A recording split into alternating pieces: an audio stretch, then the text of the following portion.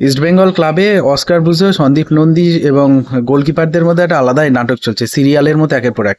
ঘটনার সূত্রপাত হচ্ছে ইস্টবেঙ্গল কোচ অস্কার ব্রুজো, তিনি আইএফএ শিল্ড ফাইনালে মোহনবাগানের কাছে টাইব্রেকারে হারেন এবং সেখানে টাইব্রেকারের জন্য তিনি মেন দলের গোলকিপার প্রভসু খান গিলের জায়গায় তিনি দেবজিৎ মজুমদার, সেকেন্ড গোলকিপার দেবজিৎ মজুমদারকে তিনি টাইব্রেকারে নামান এবং সেখানে স্বাভাবিকভাবেই টাইব্রেকারে কোনো গোল সেভ করতে পারেনি দেবজিৎ মজুমদার এবং মোহনবাগান আইএফএ শিল্ড জেতে এবং ডার্বি জেতে।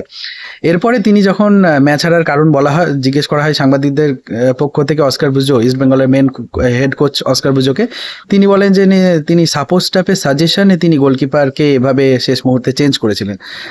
উনি ইস্ট বেঙ্গলের গোলকিপার কোচ প্রাক্তন ভারতীয় দলের ফুটবলার সন্দীপ নন্দীকে যথেষ্ট অপমান করে এই ঘটনার কথা তিনি বলেন এবং সন্দীপ নন্দী তিনিও ফেটে পড়েন। এরপর অস্কার ব্রুজোর বিরুদ্ধে তিনি ইস্ট বেঙ্গলের কোচের পদ থেকে পদত্যাগ করেন। তো এই ধরনের একটা আলাদাই নাটক চলছে। তবে আসল ঘটনা যেটা এখন বোঝা যাচ্ছে বিভিন্ন মিডিয়া চ্যানেল থেকে, সন্দীপ নন্দীকে ইস্ট বেঙ্গলের কোচ হিসেবে নিয়োগ করেছিল নিতু দা বা ইস্ট বেঙ্গল ক্লাব, কিন্তু ইস্ট বেঙ্গল ক্লাবের ফুটবল সংক্রান্ত সবকিছু ব্যাপার স্যাপার এবং ইস্ট বেঙ্গলের কোচ নিয়োগ করেন ইমামি গোষ্ঠী, ইমামি ফুটবল পরিচালনার সবকিছু দায়িত্বে। ফলে ইমামি গোষ্ঠী প্রথম থেকেই নাকি এবং অস্কার ব্রুজো প্রথম থেকেই নাকি মনে করেন যে স্পাই হিসেবে কাজ করেন সন্দীপ নন্দী। তার গোলকিপার কোচ হলেও তিনি বেশিক্ষণ নাকি 5-10 মিনিটের বেশি গোলকিপারকে ট্রেনিং দিতেন না বা কোনো কিছুই করতেন না বা কোনো ফুটবলের ব্যাপার তার সাথে কোনো ধরনের কোনো আলোচনাই করতেন না। ফলে একটা ধিক করে একটা আগুন জ্বলছিল ভেতর থেকে। কিন্তু মেন ঘটনা এটাই বোঝা গেল যে ক্লাবের নিয়োগ করা সন্দীপ নন্দীকে ইমামি গোষ্ঠী ইস্ট বেঙ্গলের ফুটবল পরিচালনার সিস্টেমের মধ্যে আনতে চায়নি, তাই সন্দীপ নন্দীকে পদত্যাগ করতে হয়েছে বা সন্দীপ নন্দী নিজের অপমানের দিক দিয়েও পদত্যাগ করেছে।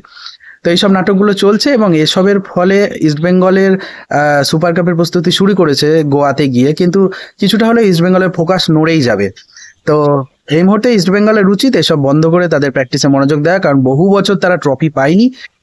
লাস্ট 15-17 বছরে তাদের একমাত্র ট্রফি হচ্ছে সুপার কাপ।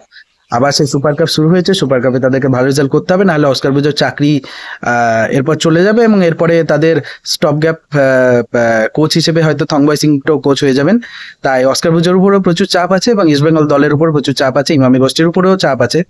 কিন্তু ইস্টবেঙ্গল একটা অচলাবস্থা চলছে, সেটা অস্বীকার করার কোনো জায়গা নেই।